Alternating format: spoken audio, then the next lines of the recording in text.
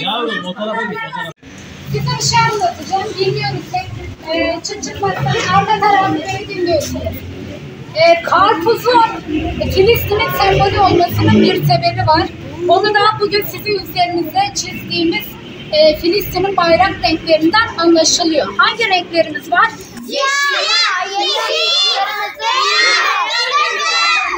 Dikkat ederseniz şöyle karpuzun dışı yeşil değil mi? Şu içi beyaz. Sonra kırmızı ve çekirdekler siyah. O yüzden Filistin'in renklerini taşıdığı için İsrail tarafından bir dönem karpuz yasaklanmış.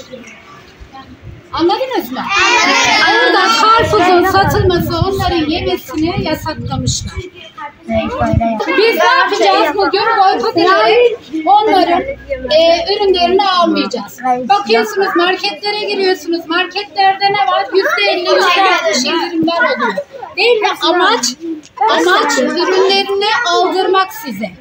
Siz ne yapacaksınız? Onların ürünlerini almayarak boykot edeceksiniz. Siz diyeceksiniz ki hocam bu işte almayarak boykot edersek ne kadar yararı olabilir Filistinli kardeşlerimiz için?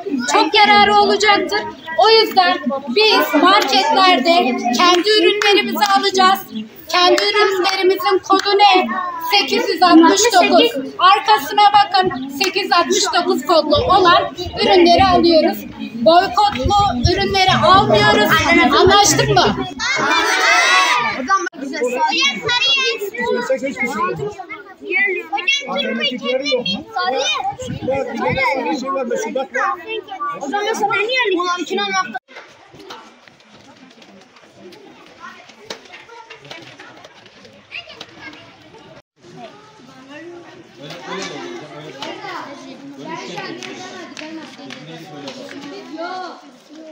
Fotoğraf çekil değil mi? O fotoğraf çekil abi. Öyle aldım fotoğraf alalım.